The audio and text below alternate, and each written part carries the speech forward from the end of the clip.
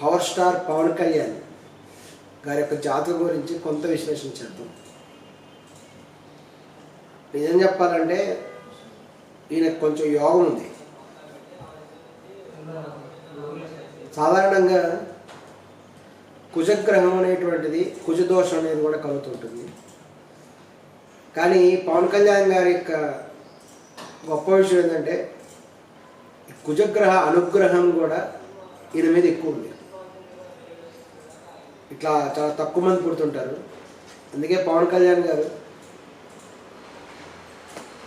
మామూలుగా చిరంజీవి గారి యొక్క తమ్ముడు, ఇక బయట ఇక దేనికి పనికిరానటువంటి విషయంలో ఆయన కూడా ఒక ఇంటర్వ్యూలో చెప్పడం జరిగింది, మీరు సినిమాలో రాకపోతే ఏం చేసేవాళ్ళు అని. బహుశా సినిమాలో రాకపోతే పవన్ కళ్యాణ్ గారు ఏం చేశారంటే నేను డ్రైవర్ని అవుతానేమో అన్నాడు ఆయన. ఒక ఇంటర్వ్యూ ఆయన సరదాగా చెప్పడం జరిగింది. అటువంటి పరిస్థితిలో ఉన్నటువంటి ఆయన జాతక ప్రభావం వల్ల ఈ యొక్క పుట్టుక మకర రాశి చంద్రుడితో ఉన్నటువంటి స్థానంలో రావడం వల్ల, ఈ యొక్క అనుగ్రహం ఉండటం వల్ల ఆయన సినిమా ఫీల్డ్లో ఎంటర్ అయ్యారు. ఆయనలో ఏంటంటే ఆకర్షణ శక్తి అనేటువంటిది ఉంది. అది పవన్ కళ్యాణ్ గారిలో ఉన్నటువంటి ఒక ప్రత్యేకమైన విషయం. ఇది మనం గమనించినట్లయితే ఆయన సినిమాలు గమనిస్తే హిట్ అయినా ఫ్లాప్ అయినా సరే ఆయన ఫ్యాన్స్ అనేవాళ్ళు కూడా వస్తారు. ఆ విధంగా ఆయన సినిమా ఫీల్డ్లో కూడా సుదీర్ఘకాలం ఉండగలిగారు. కానీ ఇప్పుడు రాజకీయాల్లోకి వచ్చారు. నిజం చెప్పాలంటే ఆయనకి తన సొంత మనుషులతో కూడా కొంత విరోధం ఉంది. ఈ యొక్క చిరంజీవి గారితో ఉండేటువంటి కొన్ని అభిప్రాయ భేదాలు కూడా ఒక కారణం. ఎందుకంటే చిరంజీవి గారు ప్రజారాజ్యం పార్టీ పెట్టారు, ముఖ్యమంత్రి అవ్వాలని అనుకున్నారు. కానీ ఆయన పార్టీ అనుకున్నంత విజయం కూడా సాధించలేదు. కొన్ని స్థానాలు గెలిచారు కానీ ముఖ్యమంత్రి స్థాయికి వెళ్ళేటువంటి తగినటువంటి సంఖ్యాబలం కూడా ఆయనకు రాలేదు. పర్వాలేదు, గెలిచిన ఓట్లతో ఆయన ప్రజల కోసం పోరాటం చేసి తర్వాత ఎలక్షన్లో బలం పెంచుకునేటువంటి విధంగా ప్రయత్నిస్తే బాగుండేది. కానీ అతను అలా చేయకుండా తన యొక్క ప్రజారాజ్యం పార్టీని తీసుకెళ్ళి కాంగ్రెస్ పార్టీలో కలపడం జరిగింది. ఈ విషయం మీద చిరంజీవి గారికి పవన్ కళ్యాణ్ గారికి మధ్య తీవ్రమైనటువంటి అభిప్రాయ భేదాలు ఉన్నాయి.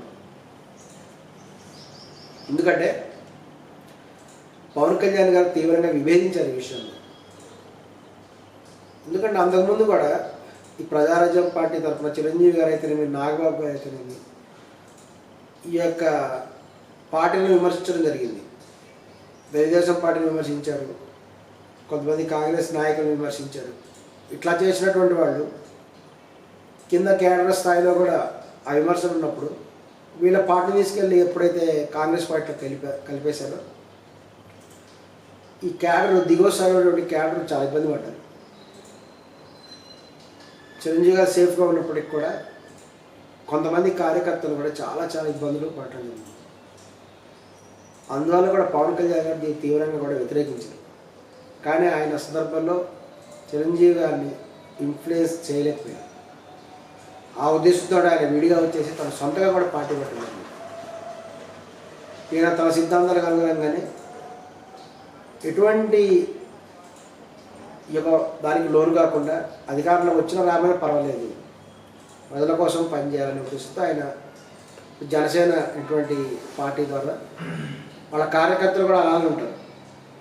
వాళ్ళందరూ కూడా అధికారంతో సంబంధం లేదు, అధికారం వచ్చినా రాకపోయినా సరే పోరాడుతూనే ఉంటారు. అదొక రకమైనటువంటి దేశభక్తులు ఉన్నటువంటి వాళ్ళు. ఈయన ఎంత ప్రయత్నించినా కూడా 8% మాత్రం ఉండడం జరిగింది. కానీ ఆయనకి ఈ చంద్రగ్రహంతో ఉండేటువంటి అనుబంధం వల్లనే ఈ యొక్క చంద్రబాబు నాయుడు గారితో ఆయనకి పొత్తు కుదిరింది. ఈ గ్రహాల వల్లనే ఆయన జరిగింది. ఇది చిరంజీవి గారికి లేకపోయినప్పటికీ పవన్ కళ్యాణ్ గారికి ఉన్నటువంటి ఆ యొక్క చంద్రగ్రహంతో ఉన్నటువంటి ఆ యొక్క జాతక సంపర్కం వల్లనే ఆయన చంద్రబాబు నాయుడు గారితో ఒప్పందం పెట్టుకోవటం, తర్వాత బీజేపీతో ఒప్పందం పెట్టుకోవటం, తద్వారా ఆయన 100% స్టాక్ గెలిచారంటున్నారు. ఇప్పుడు ఆయన డిప్యూటీ చీఫ్ మినిస్టర్గా ఉన్నారు. ఏదేమైనప్పటికీ కూడా ఇప్పుడు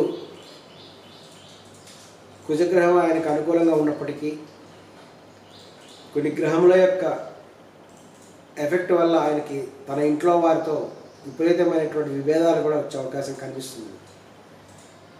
అంతేకాకుండా ఆయన స్థానభ్రంశం ఇంకా ఉన్నత స్థాయికి వెళ్ళే అవకాశం కనబడుతుంది. బహుశా ఆయన సెంట్రల్ లెవెల్లో వెళ్తారేమో అనేటువంటి అభిప్రాయం కూడా అందరికీ ఉంది. దీనికి కారణం ఏంటంటే ఆయన సనాతన ధర్మం గురించి పోరాటం చేస్తానని ప్రకటించడం. ఆ సనాతన ధర్మం గురించి పోరాటం కూడా కేవలం ఆంధ్రప్రదేశ్లో చేస్తానని ఆయన అనట్లేదు. జాతీయ స్థాయిలో సనాతన ధర్మ బోర్డు ఏర్పాటు చేయాలని పవన్ కళ్యాణ్ గారు ప్రకటించారు. జాతీయ స్థాయిలో తాను పోరాడతానని చెప్పాడు. దానికి అనుగుణంగానే ఈ మధ్య ఆయన హిందీ భాషకు సపోర్ట్ చేయడం, ఈవెన్ తమిళనాడు పార్టీ వాళ్ళు తమిళం భాషని కూడా వ్యతిరేకంగా మాట్లాడడం జరిగింది.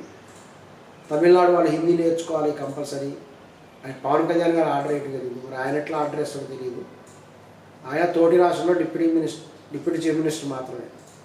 అయినప్పటికీ కూడా తన స్థాయిని ఆయన జాతీయ స్థాయిని ఊహించుకోవటం వల్ల, జాతీయ స్థాయిలో సనాతన బోర్డు అనేటువంటి ఊహించుకోవటం వల్ల ఆయన తమిళనాడు వాళ్ళు కూడా తమిళం వాళ్ళని హిందీ నేర్చుకోండి అనేటువంటి విధంగా చెప్పడం జరిగింది. లేదంటే తమిళం సినిమాలు హిందీలోకి ఎందుకు డబ్ చేస్తారు, హిందీ వాళ్ళ డబ్బులు కావాలా మీకు, కానీ భాష అవసరం లేదా అని కూడా కామెంట్ చేశారు. దీని మీద ఈ మధ్యనే పెద్ద రౌండ్ టేబుల్ సమావేశం జరిగింది. దాదాపు దక్షిణాది రాష్ట్రాల ప్రముఖ పార్టీలు అన్నీ కూడా వాటిలో పాల్గొన్నారు. కానీ పవన్ కళ్యాణ్ గారు దాన్ని పిలవలేదు. ఈ విధంగా స్టాలిన్ గారు పవన్ కళ్యాణ్ గారు తీవ్రమైనటువంటి అవమానం చేశారు. ఆ అవమానం చంద్రబాబు నాయుడు గారికి కూడా జరిగినట్టు.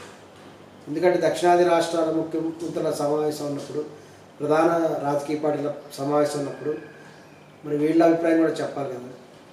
ఈవెన్ తెలంగాణ నుంచి రేవంత్ రెడ్డి గారు వెళ్ళారు, మరియు కేటీఆర్ గారు కూడా వెళ్ళడం జరిగింది. వాళ్ళిద్దరు అపోజిషన్ అయినప్పటికి కూడా. కానీ పవన్ కళ్యాణ్ గారిని మనకి ఇన్వైట్ చేయలేదు. అది నిజంగా కూడా బాధాకరమైన విషయం.